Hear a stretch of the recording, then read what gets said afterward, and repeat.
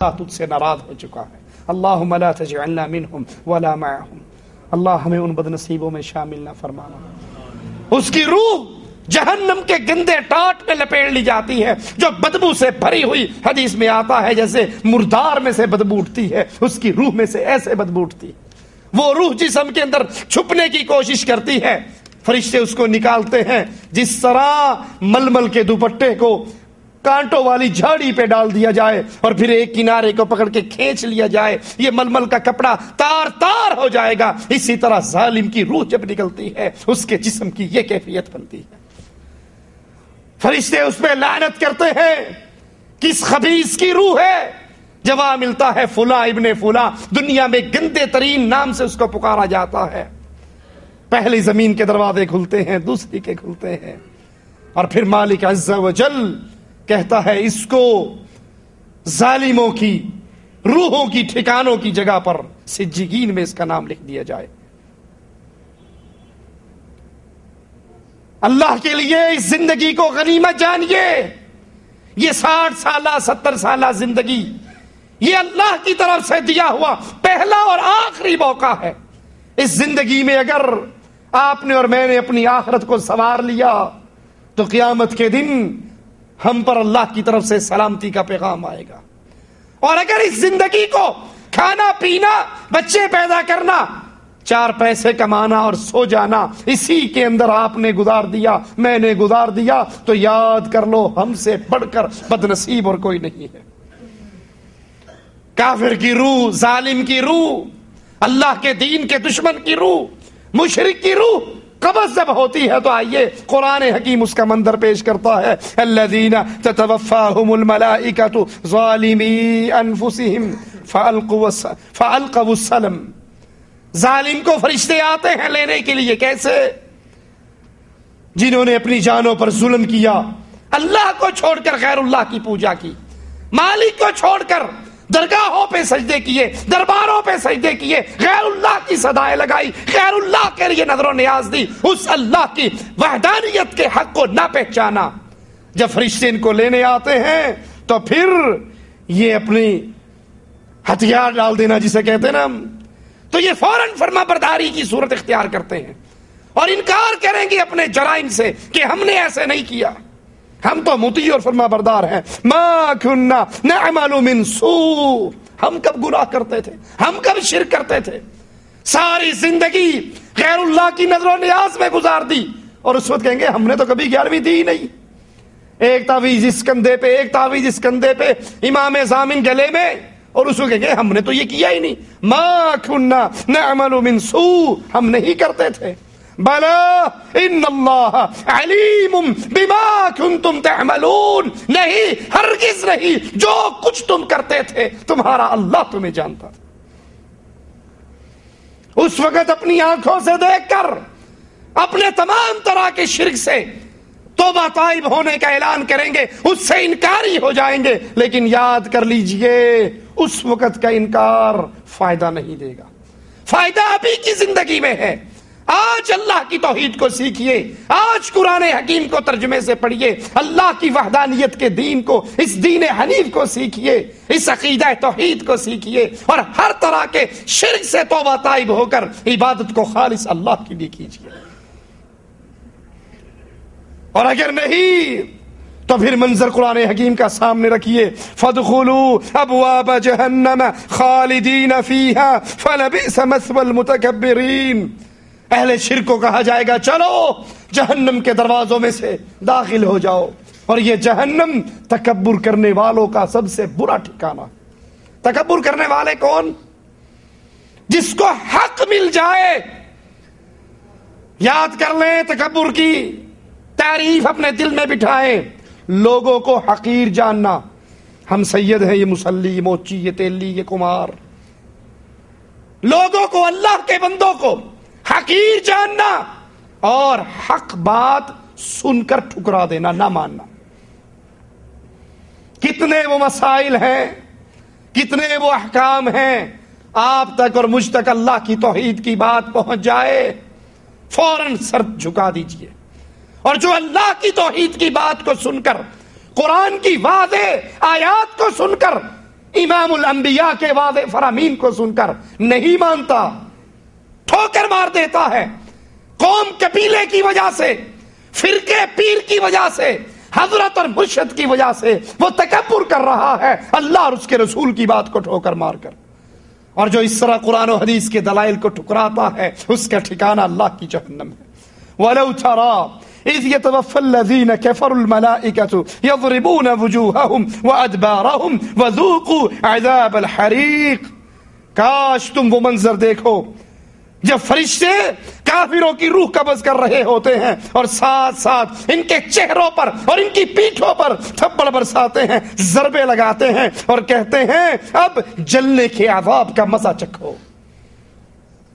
ان کے چہرے پیٹے جاتے ہیں، پشتوں پہ ضربے ماری جاتی ہیں اور کہا جاتا ہے ذوقوا عذاب الحریق، یہ جہنم کا عذاب اہل شرک کے لیے ہے. فَكَيْفَ إِذَا تَوَفَّتْهُمُ الْمَلَائِكَةُ يَضْرِبُونَ وُجُوهَهُمْ وَأَدْبَارَهُمْ. اس وقت کیا حال ہوگا اہل شرک اور کفر کا جب فرشتے ان کی روح قبض کریں گے اور ساتھ ساتھ ان کے چہروں اور پیٹھوں پر ماریں گے. وَلَوْ تَرَى إِذِ الظَّالِمُونَ فِي غَمَرَاتِ الْمَوْتِ وَالْمَلَائِكَةُ بَاسِطُو أَيْدِيهِمْ أَخْرِجُوا أَنفُسَكُمْ الْيَوْمَ تُجْزَوْنَ عَذَابَ الْهُونِ بِمَا كُنْتُمْ تَقُولُونَ عَلَى اللَّهِ غَيْرَ الْحَقِّ وَكُنْتُمْ عَنْ آيَاتِهِ تَسْتَكْبِرُونَ. اس گھڑی کو اپنے سامنے رکھیے، کاش تم کفار کو موت کی کیفیت میں دیکھ سکو، موت کی سختیوں میں پھنسے ہوئے دیکھ سکو.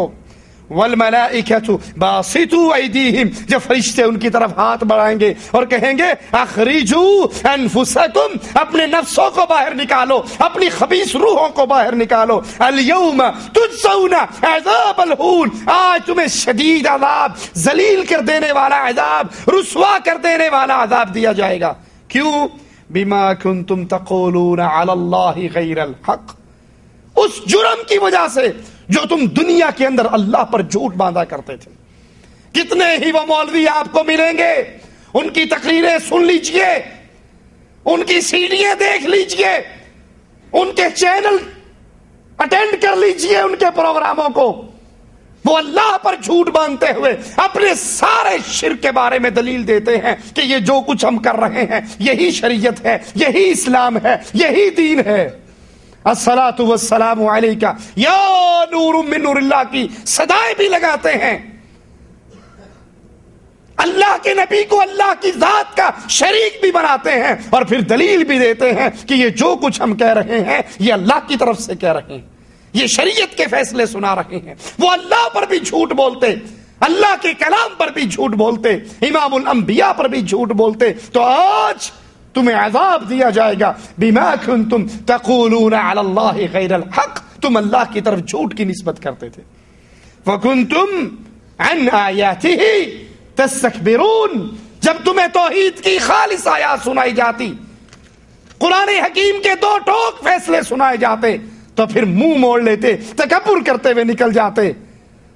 اور کئی تو کہہ بھی دیتے ہیں جی بات تو ٹھیک ہے لیکن ہمارے مذہب کے خلاف ہے، آیت تو ٹھیک ہے، حدیث تو ٹھیک ہے، لیکن جو کچھ آپ کہہ رہے ہو یہ ہمارے مذہب میں نہیں ہے. ارے مذہب اتارنے والا اللہ ہے، ہم تو اس مذہب کے اوپر چلنے والے ہیں جس کا مذہب اللہ کے دیے ہوئے قرآن و حدیث سے ٹکرا جائے. خود بدلتے نہیں، قرآن کو بدل دیتے ہیں کہ غلامی میں بدل جاتا ہے قوموں کا ضمیر. اپنی سوچ کو چھوڑا جائے گا یا رب کی شریعت کو چھوڑا جائے گا؟ مسند احمد میں ہے، برا بن عازب فرماتے ہیں ہم ایک انصاری کے جنازے کی تدفین کے لیے اللہ کے نبی صلی اللہ علیہ وسلم کے پاس کے ساتھ نکلے. قبرستان میں پہنچے، رسول اللہ صلی اللہ علیہ وسلم نے فرمایا عذاب قبر سے اللہ کی پناہ مانگا کرو، یہ عذاب قبر بڑا شدید ہے، اللہ سے سوال کیا کرو کہ اللہ عز و جل اس عذاب سے محفوظ رکھے.